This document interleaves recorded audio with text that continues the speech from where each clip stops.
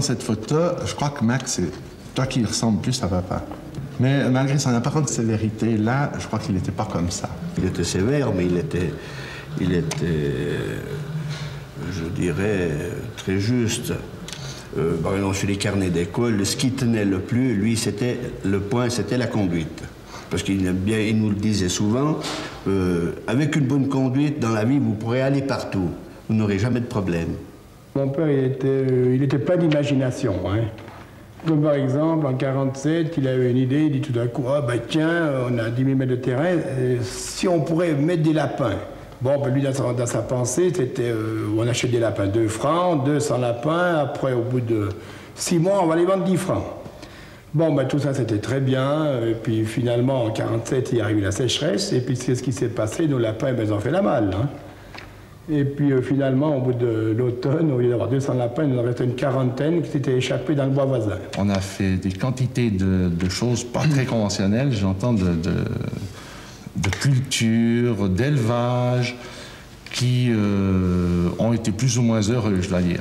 Entre autres, on a eu élevé des quantités invraisemblables de poussins, je ne sais pas si tu t'en souviens. Oui, avec ces poussins, c'est-à-dire qu'il avait acheté, je ne sais pas, il y avait une centaine de poussins.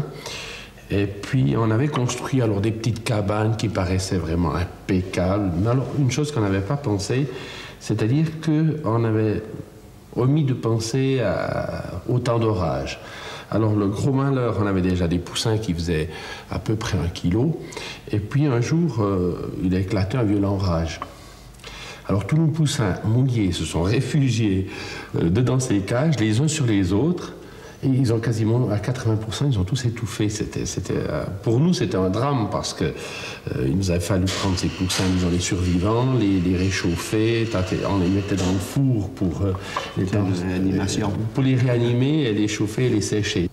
Je crois qu'il y a aussi une expérience avec du vin cuit qu'on avait fait. Ah oui, le vin cuit, c'était juste après la guerre. Alors, pendant la guerre. Oui, pendant la guerre. Plein dedans, c'était l'année, justement, l'hiver 42-43. Oui, tout à fait. Ouais. Alors, bon, il s'est dit, il manque de sucre, c'est pendant la guerre. Alors, on a commencé à louer des pommiers, vous voyez, avec des fruits. Et puis, bon, on a ramassé des pommes douces, des poires. Et puis, on s'est mis en route pour fabriquer du vin cuit. Alors, il y avait mon frère Charlie, là, qui était au poste, disons, de s'occuper de la cuite du vin cuit, parce que comme il faut pas mal de temps, environ 24 heures pour cuire le vin cuit, alors on avait 2 chaudières, et c'était mon frère Charlie qui s'occupait justement... Qui faisait le chauffeur. Qui faisait le chauffeur. Il ravitaillait les chaudières.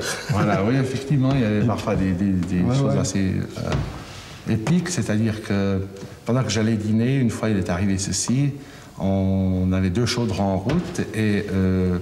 j'avais fait un gros feu qui subsiste pendant que je prenais le dîner. Et tout à coup, quand je suis ressorti, il y avait des immenses flammes qui brûlaient ce qu'on appelait notre casino. C'était un terme un peu pompeux. Mais c'était notre casino, c'était un petit hangar, tout en bois, et sous lequel étaient pendus ces 2 chaudrons dans lesquels cuisait le vin cuit. Bien sûr qu'alors, le vin cuit, c'était quelque chose, parce que ça remplaçait le sucre qui était le sucre. Il fallait les coupons pour pouvoir l'obtenir alors. Et ce vin cuit était très demandé dans les boulangeries-pâtisseries. C'est là qu'il avait déjà pensé ça. Il avait eu cette idée de vin cuit. Bon, ça avait été une expérience qui était formidable. On avait réalisé quelque chose avec des fruits qui se seraient probablement perdus de partie. De toute façon, oui. Ouais. Le vin cuit se fait, c'est-à-dire qu'on broie des pommes, on les presse, on en récolte le jus et on le cuit sans rien y mettre d'autre. On le cuit, il faut le cuire environ 20 heures, 18-20 heures pour avoir une très très bonne qualité. On peut le faire soit aux pommes douces ou soit aux poires. C'est en cuisson, il réduit à environ des nodixièmes. Et c'est ce qui nous donne une espèce de mélasse, de noirâtre, mais qui est très très bonne, très très sucrée.